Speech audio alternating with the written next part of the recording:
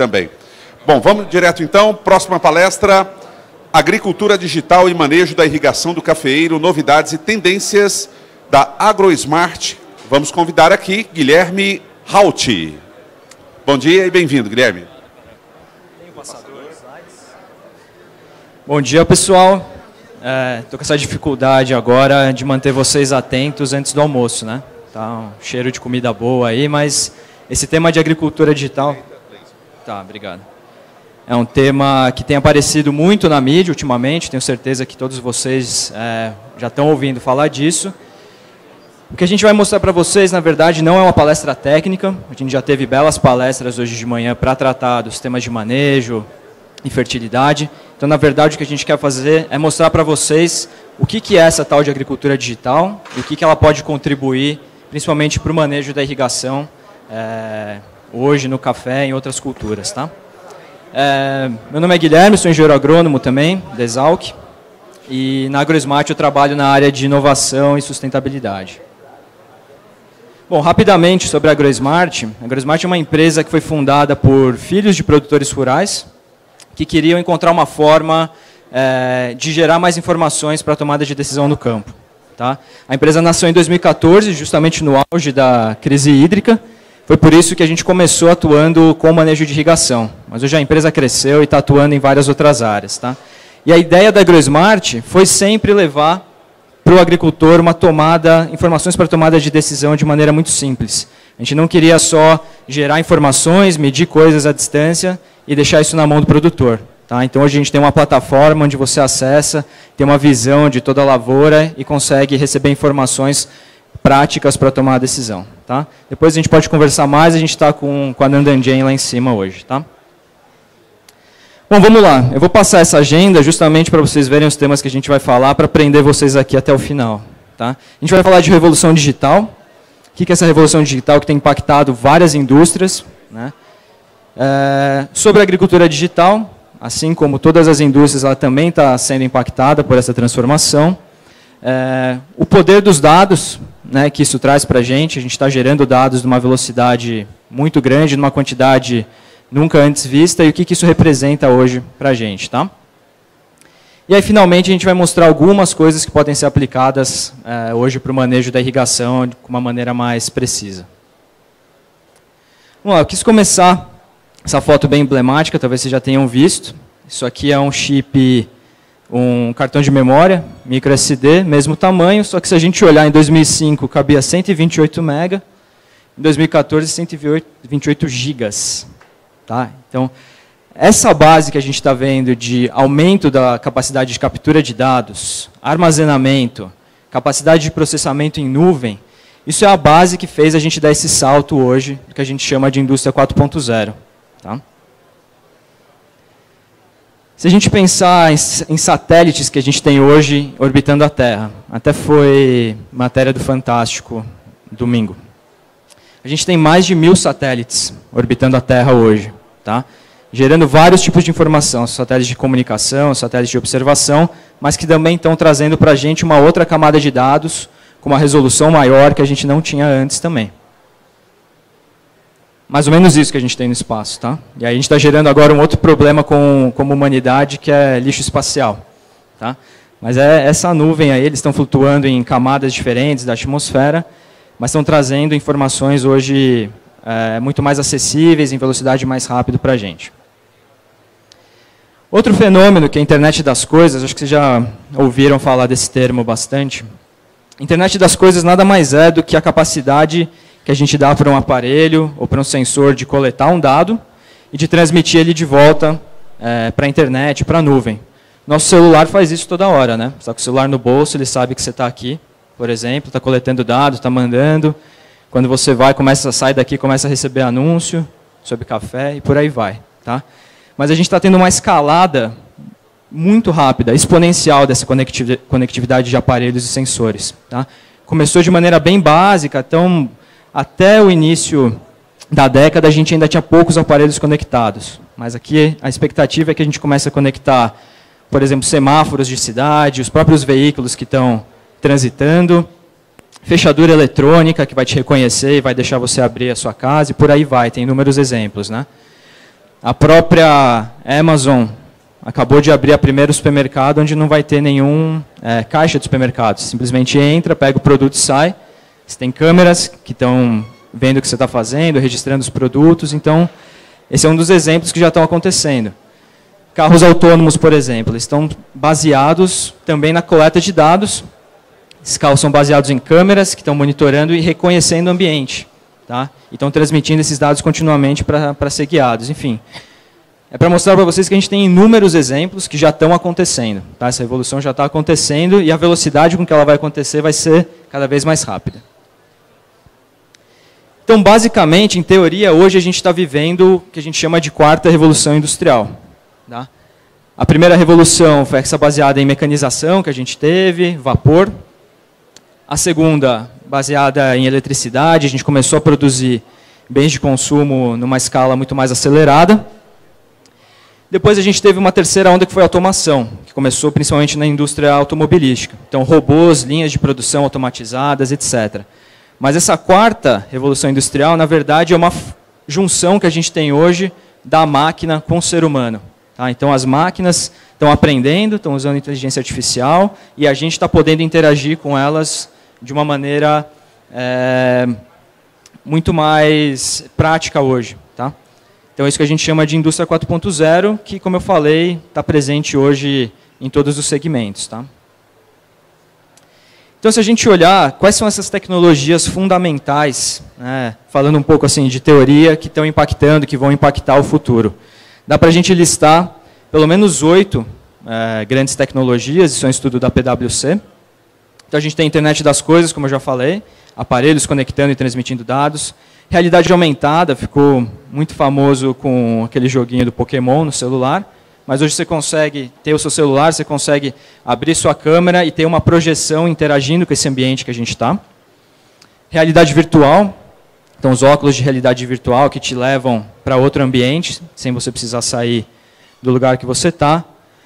Blockchain, com certeza vocês estão ouvindo falar muito disso, por essa história de bitcoins e tudo mais, né? Mas a grande aplicação que a gente vê hoje para a indústria de agricultura e de alimentos é a questão da rastreabilidade de segurança de alimentos. Tá? Com blockchain, a gente vai ter todo o registro de onde esse alimento foi produzido, em que condições ele foi produzido, e esse registro vai ser transportado por toda a cadeia. Então, o consumidor lá na ponta vai saber exatamente o que aconteceu. A gente já tem isso acontecendo, né? Mas isso vai ficar cada vez mais fácil de fazer. A impressão 3D, essa revolução de manufatura, de uma pessoa poder comprar uma impressora 3D e produzir uma peça em casa, produzir outras coisas. Tá? Isso muda um pouco as relações de consumo que a gente tem. Drones, todo mundo aí, quando a gente fala de agricultura digital, vê a foto do drone. E robôs também, são essas grandes tecnologias. Então vamos lá, então o que é agricultura digital, né, na verdade? Como é que a gente consegue tentar definir um pouco isso? Como eu falei, 90% hoje das matérias sobre agricultura digital colocam um drone ou aquele robô colhendo a maçã e alguma coisa assim, né? São coisas que estão acontecendo numa escala menor. Drones, com certeza, são uma parte fundamental hoje do que a gente está vivendo. Mas a verdade é que a agricultura digital é uma junção de todas as tecnologias que a gente tem hoje. Tá? Vamos falar um pouco de agricultura de precisão. A agricultura de precisão não é sinônimo de agricultura digital, é uma ferramenta dentro desse pacote. Os drones, sensores, imagens de satélite, internet das coisas, gerando isso daqui que é o Big Data. Né? Esse volume de dados impressionante. Imagina hoje a gente poder... o Eduardo mostrou dados de várias pesquisas. Né? As pesquisas que são feitas em regiões específicas, em condições controladas. Imagina a gente poder coletar dados hoje disso acontecendo em tempo real, em diferentes regiões, conhecer muito mais variáveis que a gente não conhecia antes, de solo, de planta, e poder fazer algoritmos em cima disso, tirar inteligência em cima disso, que é a grande discussão. A gente tem uma avalanche de dados sendo gerados, mas o que a gente vai fazer com isso? Né? Então, vamos lá. Também quando a gente fala disso na agricultura, quem não está no setor tende a achar que a agricultura é um setor atrasado, que não incorpora tecnologia, mas todos vocês sabem que é justamente o contrário. A agricultura, na verdade, é o setor que começa na frente aportando tecnologia historicamente, né? A gente pode começar falando disso na Revolução Verde dos anos 70, onde a gente trouxe máquinas, insumos, fertilizantes sintéticos para conseguir cultivar, aumentar a produtividade, cultivar em outras áreas. Depois a gente teve o plantio direto, que aqui no Brasil foi uma grande revolução agrícola e ambiental, né? A gente desenvolveu uma nova técnica de cultivo. E nos anos 90, talvez o grande salto que a gente teve nas últimas décadas, que foi a questão da biotecnologia. A gente conseguiu mapear o genoma das plantas, começar a entender quais genes eram responsáveis por cada função na planta, começar a fazer transgenia, né? E isso também deu um salto muito grande. Vou falar mais para frente, mas a gente já está vivendo uma segunda revolução nessa área também. E aí, mais recentemente, tem a agricultura de precisão. Às vezes a gente pensa que é algo novo, mas assim, a gente já tem uma carga teórica de estudos muito grande para a agricultura de precisão, que na verdade a gente está georreferenciando informações. Tá? É a gente poder coletar análises de solo, por exemplo, e conseguir georreferenciar essas amostras e saber ali no meu talhão, na minha fazenda, como é que é o meu mapa de solos, de distribuição de fertilidade. E aí, quando eu vou com uma máquina que tem o GPS, ela vai aplicar um adubo com taxa diferenciada e coisas desse tipo. Tá? E aí a gente colocou 2016, que na verdade não tem um início oficial, a gente está vivendo isso, como eu falei para vocês, como a era da agricultura digital. Bom, se a gente, dentro desse contexto de agricultura digital, surgem muitas novas empresas, surgem as startups hoje, né, o que era uma pequena empresa começando hoje a startup, e elas estão fazendo parte de um ecossistema muito grande, que está atuando hoje em todas as partes da fazenda, seja na parte de gestão da fazenda, seja na parte de pecuária, tem muita coisa interessante, não só de gestão de rebanhos, mas identificação, nutrição, parte de biotecnologia, irrigação, né, uma área forte também. Enfim, é um ecossistema bastante diverso. A gente já tem grandes empresas de olho nessas tecnologias que estão acontecendo, então a gente teve grandes aquisições recentes de startups, por exemplo. Então, assim, já está acontecendo essa revolução e a gente precisa prestar atenção. A gente precisa fazer, na verdade, essa informação chegar até vocês, e esse é um dos intuitos da palestra, né?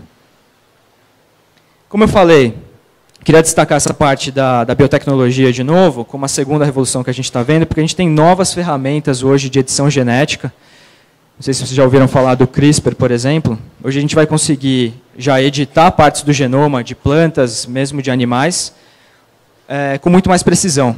Então, se eu sei que uma determinada planta tem uma expressão de um gene de absorção de água, por exemplo, eu posso tirar aquele gene e inserir um outro gene de uma planta que dá uma resistência ao estresse hídrico para essa planta. Tá? Isso hoje já pode ser feito de uma maneira muito mais rápida, muito mais precisa, então a gente vai escalar novamente o processo de melhoramento genético.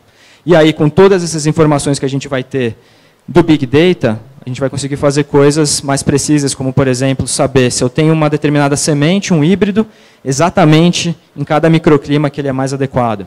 Né? Coisas desse tipo que vai ser a próxima revolução que a gente vai ver. E coisas aí, não sei se vocês viram no quadro anterior, que também estão acontecendo. Por exemplo, esse hambúrguer bonito aqui é um hambúrguer de planta. Tá? Totalmente vegetal, ele tem o mesmo gosto, quer dizer, falam que tem o mesmo gosto, né? Não sei. Ele sangra e tudo mais. Né? Então a gente está vendo, na verdade, também um aumento muito grande de empresas produzindo vários alimentos à base de plantas. Tá? E aqui o grilo, né? A gente não vai comer esse grilo, mas vai fazer uma farinha dele, vai usar ele para alimentar peixes, por exemplo. E a prova da importância disso é que, por exemplo, a Cargill investiu numa empresa que faz isso. Né? Então, as grandes empresas também que produzem proteína animal estão olhando mudanças de tendência de consumo, na verdade, o aumento do consumo que a gente vai ter, e a gente vai ter que procurar também outras fontes de proteína hoje. Como eu falei, a gente teve grandes compras já de startups. Então, em 2013, a mais famosa foi a Monsanto comprando a Climate Corporation por $1 bilhão. É o que a gente chama, empresas que valem 1 bilhão, são os famosos unicórnios aí. Não me perguntem por que esse nome. Mas, recentemente, ano passado, a gente também teve duas grandes compras. Uma pela John Deere, que comprou a Blue River, e a DuPont, que comprou a Granular. Tá? Então, essas tecnologias estão surgindo muito rápido de outras frentes, né, de estudantes que saem de universidade, de pequenos centros de pesquisa, e gerando tecnologia numa escala que a gente fala que é disruptiva, né, uma tecnologia muito rápida, muito diferente, e isso atrai, claro, a atenção das empresas que já estão consolidadas no mercado. E aqui no Brasil a gente tem um ecossistema também. A AgroSmart faz parte dessa iniciativa que chama Fazenda Inteligente. Na verdade, é uma iniciativa que foi criada muito mais para difundir o que é a agricultura digital.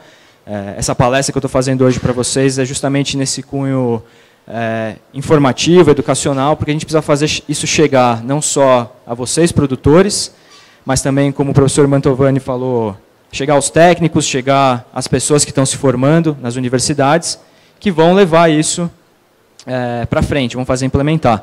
Então, dentro desse grupo aqui, a gente tem a AgroSmart, trabalhando com irrigação, monitoramento de clima. A gente tem a Horus, que trabalha com aeronaves. Tá? A Agro, que trabalha com gestão de fazenda. A Spec Lab, que hoje desenvolveu um método para fazer análise de solo em 30 segundos. Então, isso está viabilizando coleta, análise de solo numa velocidade muito rápida. E a Inseres, que é uma empresa já consolidada de agricultura de precisão, que hoje está levando a agricultura de precisão para um novo nível, que é pegar os mapas de fertilidade e fazer modelagem preditiva com isso. Tá? Se eu sei que eu tenho um determinado nível de fertilidade, teoricamente eu não preciso fazer novas amostras de solo, porque eu consigo modelar como é que isso vai acontecer nos próximos anos. Tá? Mas vamos lá, então por que a gente tem tudo isso de tecnologia acontecendo, por que isso está acontecendo rápido, por que a gente continua investindo tanto em tecnologia? Porque a gente tem um desafio comum como sociedade, que é alimentar, na verdade, os 9,6 bilhões de pessoas em 2050. Tá? O que a gente precisa fazer? Aumentar, na verdade, em 70% essa produção de alimentos, né, produção de calorias, na verdade. Dados mostram, estudos mostram que 90% desse aumento vai ter que vir da adoção de tecnologia. Seja a genética, que eu mostrei para vocês, seja essas novas ferramentas que a gente vai discutir aqui. Na verdade, a gente nem tem área no mundo mais para a gente aumentar com a agricultura. O Brasil é um dos poucos países que tem esse uso ótimo do solo aqui, preservando e ainda conseguindo produzir numa área muito reduzida. Mas por legislação, todos os assuntos que vocês sabem, não vai ser através do aumento de área que a gente vai fazer isso. Tá? Então, essa é a importância da tecnologia ser incorporada para o aumento de produção. E a gente tem um problema também, que na verdade é o desperdício de alimentos. Né? Em toda a cadeia, aí, especialmente no final, pós-porteira, a gente tem um desperdício muito grande de alimentos. Isso é desperdício de todos os recursos da tecnologia que a gente colocou ali na fazenda. Tá? Então, quando a gente fala de sustentabilidade, não é só a gente reduzir o aporte de insumos, por exemplo, mas é a gente trabalhar também em questões como essas aqui. Falando da importância de irrigação nisso tudo, né? Esse é um dado global, a gente tem mais ou menos hoje 20% da área irrigada no planeta, mas como vocês já viram até nas apresentações anteriores, nossa capacidade de produção nessas áreas é muito grande. Então, 20% da área irrigada produzindo 40% dos alimentos. Então, é claro o potencial que a irrigação tem em contribuir com esse desafio de aumentar a produção e a própria capacidade. O professor Mantovani já explicou todos os desafios que a gente tem, todos os entraves para fazer isso, mas com certeza a gente tem um potencial muito inexplorado aqui no Brasil para fazer isso. Mudanças climáticas, né? Tema polêmico assim, mas a gente também está passando por esse fenômeno, né? A gente já tem vários estudos mostrando que essa é uma tendência que realmente está acontecendo, com mais severidade do que em algumas regiões do que outras, mas de forma geral, a gente sabe que a cada 1 grau que a gente aumenta na temperatura, a gente perde 2% em produtividade. Tá? E não é só uma questão do aumento do CO2 na atmosfera. Tá? O aquecimento global ele causa uma série de desequilíbrios climatológicos, então períodos de estiagem mais longos, como que a gente já viveu, né? A mudança da sazonalidade que a gente tem das estações, então tudo isso contribui para essa queda de produtividade também. Então, assim, o aquecimento global, as mudanças climáticas, elas afetam a produtividade, afetam a disponibilidade de água e aumenta a pressão, principalmente de agentes biológicos, né, que são as pragas e doenças. Então, a gente tinha um comportamento razoavelmente conhecido dessas pragas, mas com essa mudança de padrões climatológicos, isso se altera completamente. Então, inimigos que não naturais, que não aconteciam, acabam aparecendo, enfim, uma série de distúrbios, tá?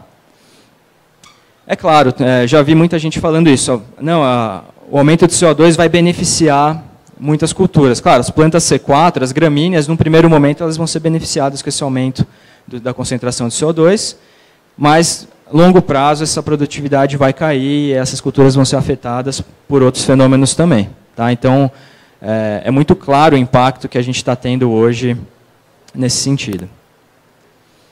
Falando do café, especialmente, se a gente pegar as maiores regiões produtoras, a gente já tem documentado vários fenômenos das últimas décadas que impactaram, que têm impactado a produção de café. Isso é um estudo internacional, mas vocês veem que eles colocaram aqui, em 2014, a seca que a gente teve e que acabou reduzindo drasticamente a produção de café.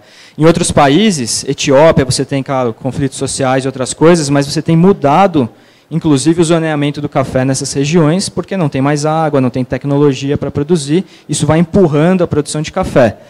E por que isso afeta? Porque se você pega a Nestlé, pega outras empresas aí, produtoras de café, elas estão produzindo aqui também. Então isso acaba afetando toda a produção mundial de café, nesse sentido.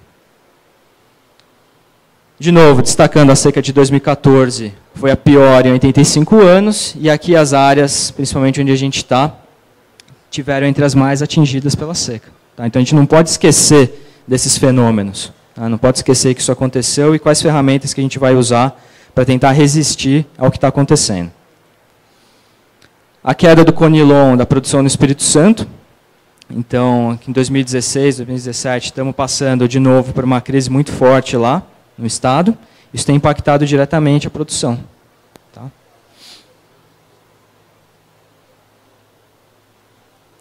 E aí a gente não pode esquecer que no outro extremo da cadeia, né, esse produto vai chegar em alguém. E esse alguém é um consumidor hoje que está começando a olhar outros atributos quando ele vai comprar um produto. É o que a gente chama de prosumer, o que foi batizado esse consumidor, principalmente da geração dos millennials aí.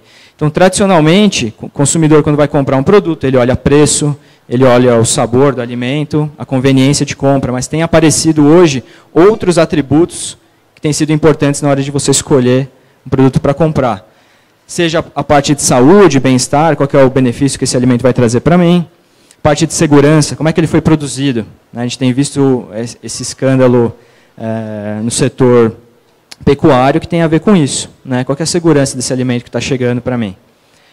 E aí a gente tem uma parte que tem muito a ver com o impacto social positivo, sustentabilidade, o que essa marca que está trazendo esse produto para mim, o que ela está fazendo naquela cadeia de produção?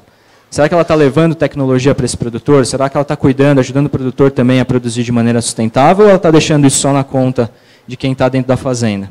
Tá? Então, isso cada vez mais você vê um movimento das marcas em trabalhar com seus fornecedores e tudo mais. Até a mudança na forma como a gente consome, né? Você vê esse aumento no consumo de café por cápsulas, né? Então, esses cafés em cápsulas, as máquinas, a gente democratizou isso, então tem um aumento muito grande no consumo em outras formas de consumo. Tá? Então, isso também demonstra como a gente tem mudado e vai mudar isso cada vez mais na forma como a gente compra os alimentos. E aí não vamos esquecer, claro, da sustentabilidade. Hoje o café é uma das culturas onde a sustentabilidade ela começou a ser trabalhada, você tem o maior número de certificações para café, né, uma cultura que é reconhecida por isso.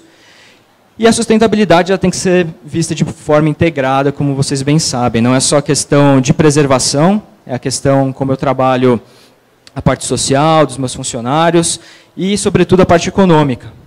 Tem uma frase que eu gosto bastante que fala: ninguém é verde, está no vermelho. Então, como é que a gente ajuda aqui a tornar a propriedade mais sustentável, inclusive do ponto de vista econômico? Então, o que a gente vê hoje é essa necessidade de produzir mais alimentos, com mais qualidade, numa área menor, atendendo essa necessidade lá na ponta, no cenário de mudanças climáticas. Como é que a gente vai fazer hoje para vencer esse desafio? A gente enxerga que a resposta é isso aqui, dados. Tá? Tudo isso que eu mostrei para vocês está ajudando a gente a coletar dados de diferentes fontes, vou mostrar mais para frente. Eu tenho uma visão espacial por satélite, eu conheço hoje com sensores tudo o que está acontecendo no meu solo, posso monitorar a distância, posso controlar um trator. Tá? Então, tudo isso vai impactar a maneira como a gente vai produzir e ajudar a gente a produzir mais. Só que aí tem um problema, né? Sim, são duas capas emblemáticas da Economist. Isso foi em 2010, a gente falando assim, o dilúvio de dados, né? Então é um cara aqui numa chuva de informação e está coletando isso aqui só para regar a planta, por exemplo, né? Então a gente vê isso acontecendo, uma massa de dados sendo gerada para um fim talvez não tão tecnológico assim, né? E aí, mais recentemente, a capa desse ano, o que a gente fez com esse dado? Então, as empresas perceberam que os dados vão ser o novo petróleo. Não sei se é exagero ou não, mas muitas das empresas que a gente vê de tecnologia, Google, Facebook, o Amazon, Uber, já perceberam o valor que essa informação tem. Tá? Então, a grande chave hoje que a gente tem é o que a gente vai fazer com esse monte de dados na agricultura. Tá? E aí a gente está aqui nesse momento, né? Um gráfico da Accenture bem interessante, onde atualmente a gente tem o produtor, tem vocês, tem os consultores, recebendo esse avalanche de informações, vendo aquele monte de startups surgir com soluções diferenciadas, mas está muito difícil integrar isso. Como é que eu vou usar isso aqui, né, para gerar insights que vão me ajudar na propriedade? Né? Quando é que eu vou plantar, quando é que eu vou colher, quanto eu vou irrigar, será que eu consigo prever a ocorrência de uma praga, de uma doença? Como é que a gente une todas essas informações? Então, esse é o próximo desafio que a gente vai passar. Tá? Como é que a gente vai fazer, amarrar todos esses dados aí? Então, feita essa introdução ao tema, o que a gente vai mostrar um pouco de aplicações hoje que a gente tem, de agricultura digital, de tecnologias, focado no café e na irrigação. Claro que isso serve para uma série de outras culturas, serve para sequeiro, tá? Mas a gente vai focar nos exemplos para vocês, mostrando que a gente não quer só coletar essas informações, levar elas para algum lugar para guardar e eu não vou fazer nada com isso. Tá? Então, assim, se a gente puder falar, talvez, aí de 6 pontos onde a agricultura digital pode contribuir com o manejo da irrigação, eu colocaria a conectividade, essa capacidade hoje que eu tenho de coletar um dado no meio da lavoura, sem eu precisar de internet. Eu vou mostrar como é que a gente faz isso hoje. Tá? Sensores que hoje medem umidade do solo, medem temperatura, medem o crescimento dos frutos, medem condutividade elétrica no solo, enfim. Sensores hoje estão ficando muito baratos, na verdade. Né? Então, o grande segredo de coletar dados não vai ser tanto uma dificuldade no futuro. De novo, como é que a gente vai utilizar esses dados? Monitorar a distância. Então, o que adianta ter tanta tecnologia se eu tenho que continuar indo lá na lavoura, descarregando aquele chip de dados, colocando no meu computador? Como é que eu consigo abrir meu celular e olhar o que está acontecendo numa fazenda na Bahia, por exemplo, ou à distância? Tá? Como é que eu faço melhores modelos? Como é que eu hoje tenho um modelo de irrigação, de manejo da irrigação? Como é que eu aporto mais informações para refinar esse modelo, para que ele seja mais preciso, para que eu consiga atualizar ele mais rápido? A parte de automação, então, assim, como é que eu ativo um pivô também à distância, automatizando ele, conseguindo ligar e desligar, tendo aqui, por exemplo. E como isso se amarra com a sustentabilidade, que é o que a gente já falou um pouco. Tá? Antes, não vou voltar nos mesmos pontos das duas palestras anteriores, mas tem alguns conceitos que a gente precisa, pelo menos, mencionar. Produtividade, a gente sabe que é uma função de vários fatores. A genética, então eu tenho que partir de uma genética, de uma semente boa, de cultivar bom. O ambiente, o que vai acontecer ali em termos de clima, e as práticas de manejo. Não adianta eu ter tudo isso ideal e eu não fazer um bom manejo da cultura. Tá? E aí a gente tem a variabilidade também, que hoje, por mudanças climáticas e tudo mais que eu mostrei, impacta muito essa função. Então é muito importante hoje a gente conhecer o que acontece em cada microclima. A gente sabe que esses fatores variam em escala micro-regional. Tá? Isso para o café, acho que vocês conhecem bem, é mais explícito, mas hoje a gente vê isso em culturas, mesmo de grãos, a importância que a gente está dando para diferenças que eu tenho de pivôs numa mesma fazenda, por exemplo. Como é que eu trato esses pivôs com manejos diferentes? Então existe uma importância muito grande da gente entender com mais detalhe o que acontece em escalas microclimáticas. Causas da variabilidade na produção agrícola, bem conhecido isso já. Então, o clima responde por 70% 60% a 70% do que a gente tem de variação. Né? E aí que a gente vê a importância do manejo da irrigação. Né? Se eu tenho uma seca, se eu tenho uma variabilidade no regime de chuvas, eu uso a irrigação para pelo menos estabilizar isso. Tá? E aí a gente tem os outros fatores que importam, mas isso é bastante emblemático também.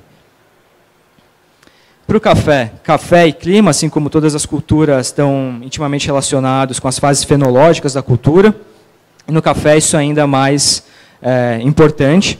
A gente sabe que tem períodos em termos de temperatura, em termos de déficit hídrico, que vão influenciar a florada, vão influenciar brotação no café.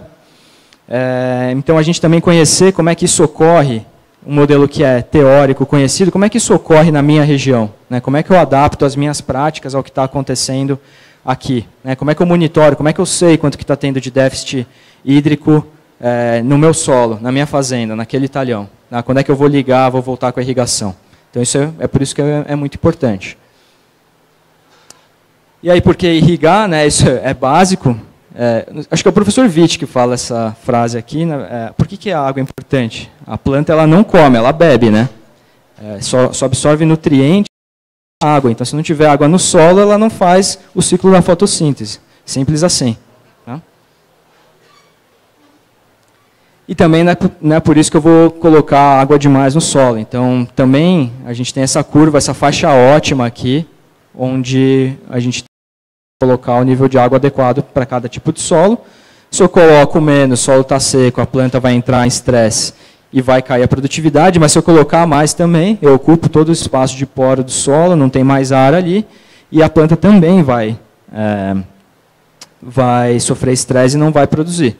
Tá? Então a gente tem que encontrar isso daqui, essa faixa ótima para fazer isso. É por isso que a gente precisa conhecer isso. Né? Como é que é a retenção, a curva de retenção de água em cada talhão que eu tenho, em cada pivô que eu tenho. Hoje não tem muito como fazer isso de maneira automática, a gente tem que ir lá, tirar essa amostra de solo, mandar para o laboratório. No futuro pode ser que a gente consiga fazer isso até com imagem de satélite, mas hoje é imprescindível eu conhecer isso daqui. Tá? Isso varia. Né? A curva de retenção vai variar com a textura do meu solo. Então, para uma mesma quantidade de água, depende da textura do meu solo, eu posso ter a planta numa situação de estresse ou não. Então, essa é a importância de saber também o que está acontecendo embaixo do solo. Né? Não só quanto choveu, não só quanto transpirou, mas quanto que eu tenho de água ali ainda guardada para a planta. Custo da energia elétrica, o professor Mantovani já falou, a gente tem o custo mais alto do mundo de energia elétrica. Tá? Isso impacta, claro, no custo de produção. Então, aumenta o custo de energia elétrica, principalmente falando de pivôs aí, a gente tem um aumento gigantesco do custo da irrigação. E aí entra de novo a importância do manejo correto da irrigação. Se eu estou colocando água a mais, esse meu pivô está funcionando a mais, eu estou gastando mais energia, estou gastando mais dinheiro. Tá? Então, não é uma questão apenas desse fator de energia elétrica ser mais alto, mas como que eu faço uma gestão, inclusive, para impactar nisso. Então, assim, qual que é o objetivo da gente fazer esse bom manejo na irrigação? Claro, otimizar a agricultura irrigada, é um investimento alto para a gente ter isso. Como é que eu otimizo o que eu já tenho? Como é que eu tiro maior produtividade por litro de água que eu estou colocando? Isso daqui é a famosa pegada hídrica, que muitas empresas hoje estão medindo. Economia de água, que é intimamente ligada à economia de energia elétrica. Posso evitar problemas fitossanitários, estou deixando aquela planta com muitas horas de molhamento, estou deixando aquele solo muito úmido, estou deixando condições favoráveis para acontecer problemas com pragas e doenças. E também evitar o desperdício de fertilizantes. Se eu coloco o fertilizante no solo, não tem água, não vai acontecer nada. Né? Ou se eu coloco um produto, um defensivo, e aí chove no dia seguinte, também não acontece nada. Então, conhecer, inclusive, previsão do tempo, o que vai acontecer nos próximos dias, é hiper importante para fazer o planejamento agrícola aí. Então, assim, qual que é a vantagem de eu fazer o manejo da irrigação? Obviamente, produzir economizando água e energia. Qual que é a desvantagem? Eu tenho que estar ali fazendo monitoramento constante. Né? Então, não adianta. Faço o manejo, mas não estou olhando, não estou medindo, não estou fazendo conta. Tá? Então, assim, não tem o almoço grátis, né? Se eu quero ter um manejo de irrigação, eu vou ter que me dedicar para isso. E aí a agricultura digital veio para facilitar esse processo. Tá? Então, vamos passar rapidamente por cada um desses pontos aí. Primeiro, a conectividade. Então, assim, como é que, se eu sei que os meus talhões têm texturas diferentes, eu sei que chove diferente em cada ponto da fazenda, como é que eu vou fazer para colocar um pluviômetro aqui, em cada ponta da fazenda, como é que eu vou fazer ele mandar esse dado para mim, se a gente sabe que hoje tem uma deficiência de oferta de sinal de internet no campo. Né? Hoje a gente já tem vários meios de fazer isso.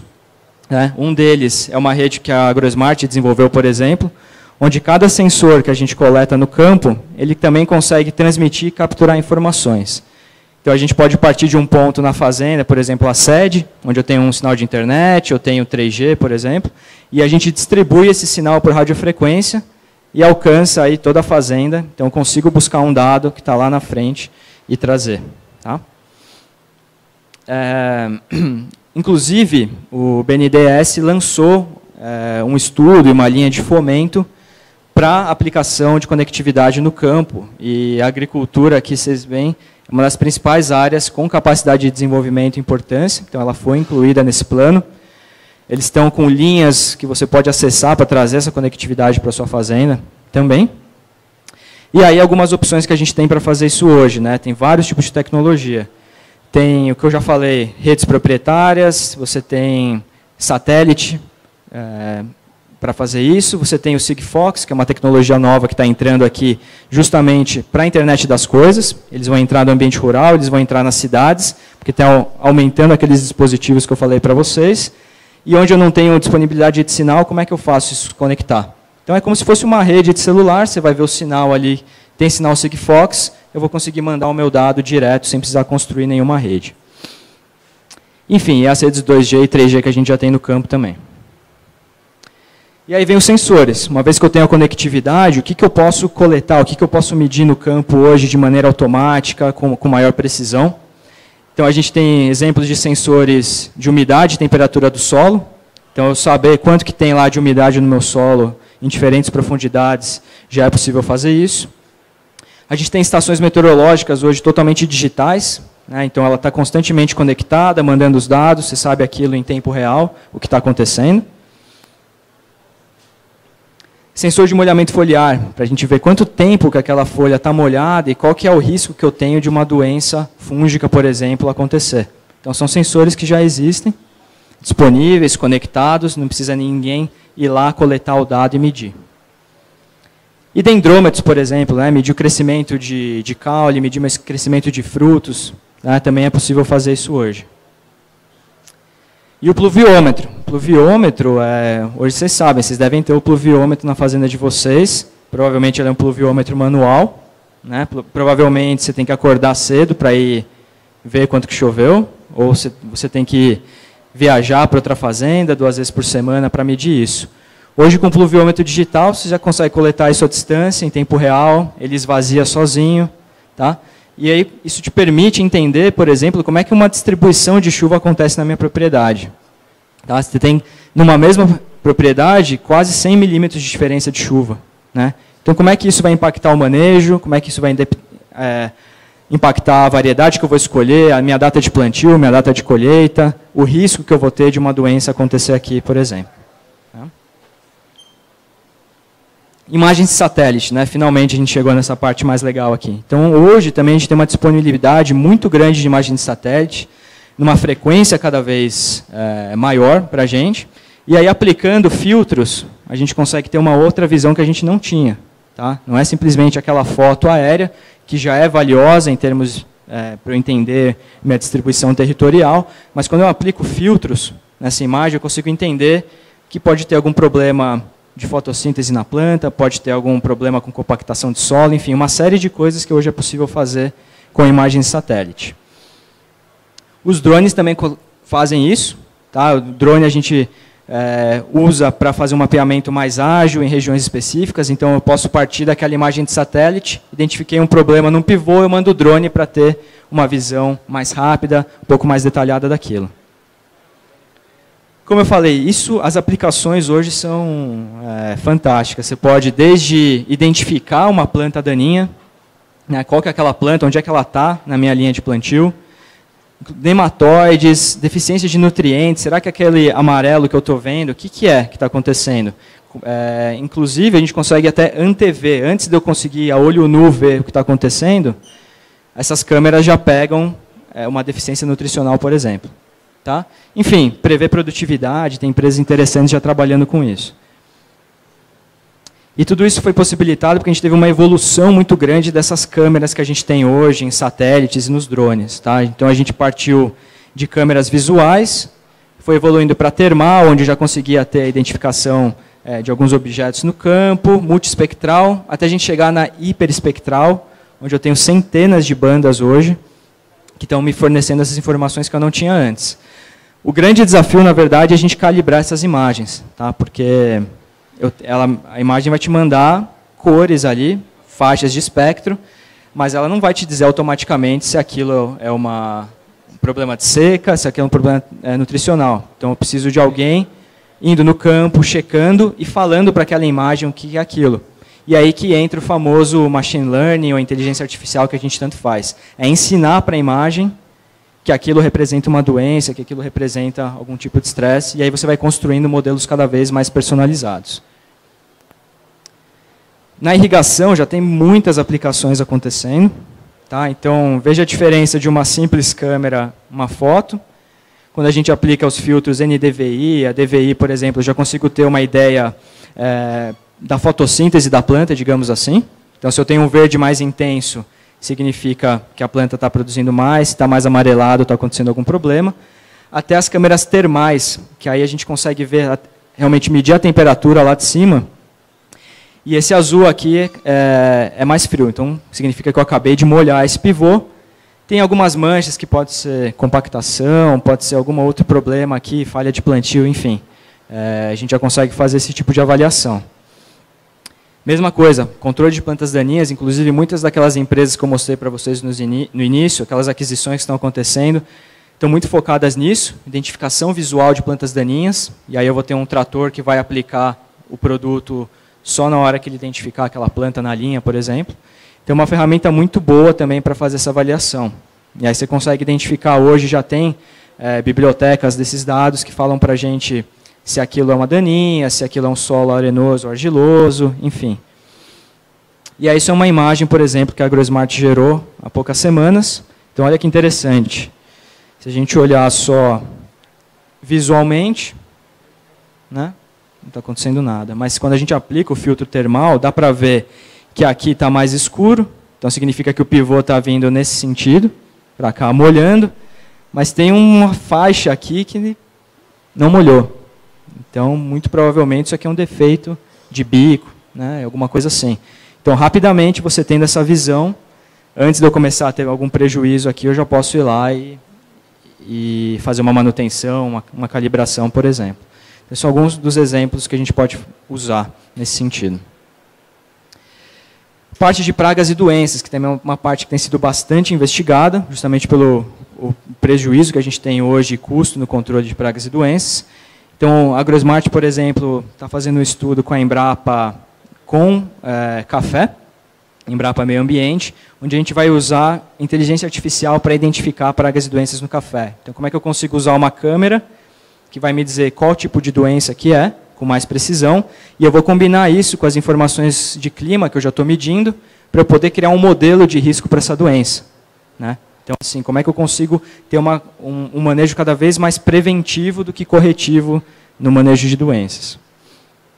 E aí você consegue fazer modelos como esse, né? Se eu sei que chove diferente, se eu sei que a planta ficou mais tempo molhada, se eu sei que a temperatura ficou naquela faixa e eu conheço o perfil da doença, eu consigo fazer manejos diferenciados, eu consigo entender um risco diferenciado que eu tenho nas mesmas áreas, e aí a minha aplicação de produto vai ser diferente. Eu não preciso aplicar uma dose cheia numa área que não está com risco, e eu vou aplicar o que eu tenho que fazer na área de maior risco. Tá? Então, são coisas que já estão acontecendo, já são possíveis.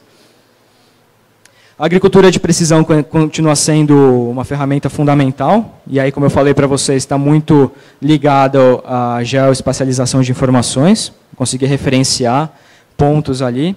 e fazer geoestatística, outros tipos de modelagem para entender distribuição de fertilidade no solo, mapas de colheita e por aí vai. Esse é o exemplo da plataforma da Climate, lá da Monsanto, FieldView, onde você acopla um sensor no seu trator, e ele vai te dar o mapa de colheita, por exemplo, relacionando a produtividade que você teve com a velocidade que a plantadeira andou. Tá? Então, você começa a fazer correlações com várias variáveis, começa a entender como isso impacta na sua produtividade. Condutividade elétrica no solo, que é fundamental quando a gente fala, por exemplo, de irrigação, de fertirrigação, né?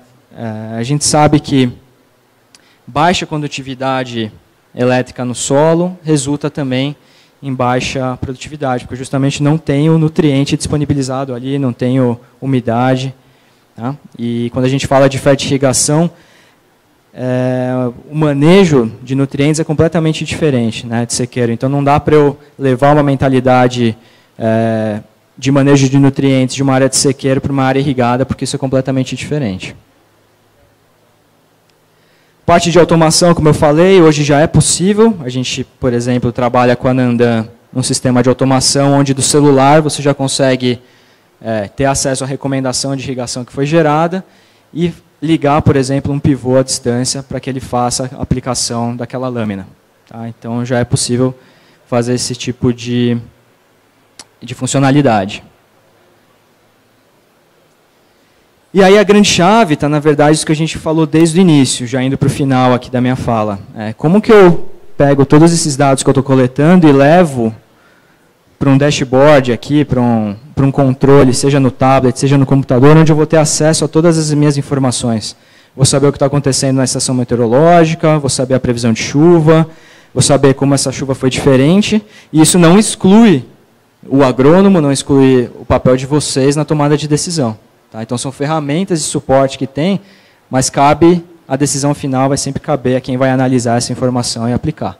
Mas o que eu queria destacar aqui é que esse nível de geração de informação em tempo real, para economizar trabalho, mão de obra, que o professor falou, já é possível fazer. E aí, no final, a gente chega com um modelo de manejo de irrigação que tem que ser integrado. Eu não posso me basear somente no que tem de umidade no solo, por exemplo, tensiometria, só na evapotranspiração da cultura. Eu tenho que entender todos esses componentes que impactam no fluxo de água no sistema solo-planta-atmosfera. Como eu mostrei para vocês, já é possível fazer isso com todos aqueles sensores. Eu preciso entender da imagem de satélite, será que tem algum problema no meu bico ali? Qual que é o pivô que deve estar precisando de mais irrigação ou menos? Como é que eu uso previsão do tempo, análises preditivas para saber se esse é o manejo mais adequado para mim? E como é que eu avalio a capacidade operacional do meu sistema? Qual que é a tarifa ótima? Qual que é o horário ótimo de melhor tarifa para eu irrigar, para eu ligar o sistema ou não? Tá? Então, esse é o pensamento que a gente quer trazer para vocês. Tem que ser um sistema, o manejo tem que ser integrado quando a gente fala de manejo de irrigação. Uma parte super importante que já foi falado aqui, sempre fazem essa pergunta, né? Como é que a gente leva isso para pequenos produtores? Como é que a gente viabiliza isso? Várias daquelas tecnologias, vários daqueles sensores já são acessíveis, mas a gente consegue acelerar a difusão tecnológica através de modelos de trabalhos com cooperativas, com indústrias, com associações, onde a informação de uma estação meteorológica consegue cobrir uma área grande e vai fornecer informação para 20, 30 produtores. Tá? Como é que esses produtores compartilham informações? Hoje já é possível você ter sua estação na fazenda, você lançar isso para permitir o acesso de outros produtores, por exemplo. Então tem muito a ver com um trabalho conjunto, treinamento e engajamento. Então, hoje aqui até na sala a gente tem várias gerações de produtores, muitos são filhos de produtores aqui também. A tecnologia, a gente vê hoje que é um fenômeno, inclusive, de retenção de pessoas no campo. Né? Os filhos dos produtores se interessam mais por tecnologia, deixam de ver a agricultura como uma atividade atrasada, enfim, todos os estigmas que a gente vê. Isso motiva, faz as pessoas ficarem aqui. E a verdade é, todo mundo usa o WhatsApp. Né? A gente pergunta para o produtor, você consegue acessar a plataforma para ver? Não, não consigo, não tem internet. Mas você manda uma mensagem para o WhatsApp, o cara vê o WhatsApp. Então, é mais uma questão assim, de se adaptar a novas tecnologias e incorporar aquilo no dia a dia. E aí, para encerrar, esse é o meu slide final. Acho que vocês viram, essa charge ficou bem famosa nas últimas semanas. É uma notícia do estado de Minas, tem esse ilustrador que fez aí essa ilustração, mostrando qual que foi o impacto que o agronegócio teve no aumento do PIB, né, que a gente teve aí depois de 2 anos, aumento de 1%, e onde 13% foi o aumento que a agricultura teve.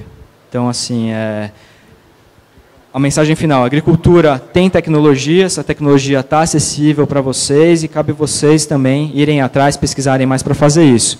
Então, quis fazer uma brincadeira, se eu pudesse colocar mais algum elemento aqui ajudando esse produtor que está no trator, eu ia colocar aí sensor, drone, hoje que já está disponível, para potencializar, para conseguir trazer isso numa velocidade maior. Tá certo? Obrigado, gente.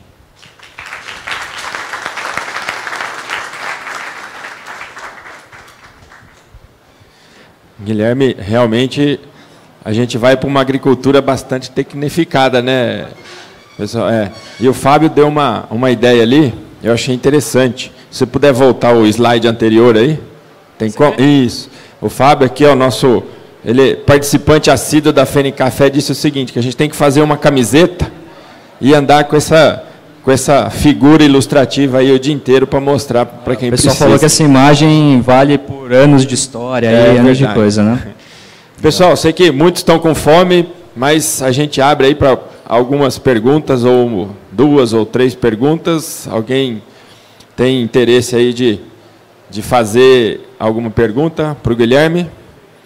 Se ninguém fizer, eu sei que às vezes eles falam que essa pergunta, Guilherme, é meio que igual você perguntar a idade de uma mulher, que é extremamente assim, mal educado, indelicado. Mas o que custaria para a gente ter uma ideia de uma implantação por hectare ou alguma coisa assim, de alguma coisa próximo de... Como que funciona o trabalho da AgroSmart? Ela vai lá no campo, ela faz um apanhado e fala para o produtor, você está nesse nível e é passo a passo, enfim, dá uma geral para a gente, por favor. Legal, vou te responder como todo agrônomo responde, que depende, né?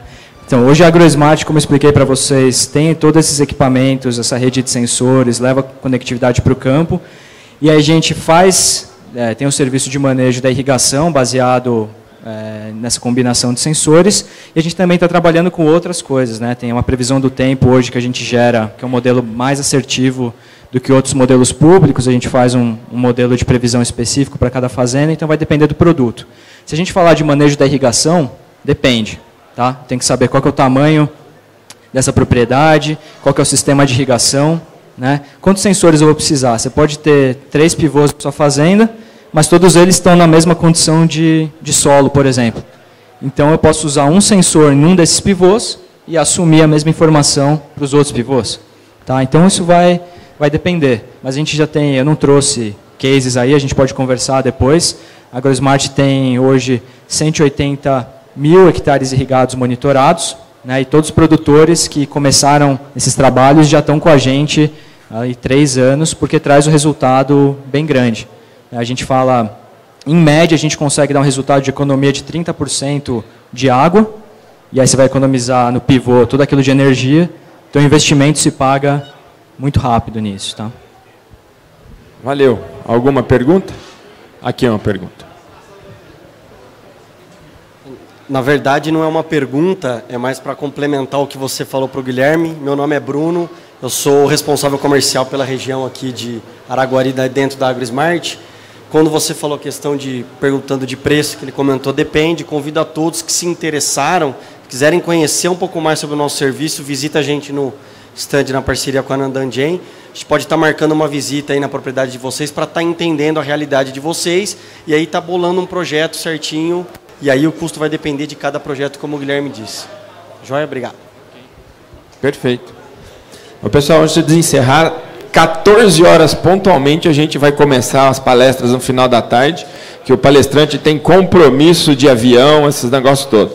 Muito obrigado, Guilherme, muito obrigado pela sua participação. Seja sempre bem-vindo na Fene Café e à tarde a gente continua, tá bom? Bom almoço para todo mundo aí. Sabe o que todo mundo deveria aprender com as crianças? Ter a coragem de enxergar o futuro e acreditar que é possível fazer da imaginação realidade.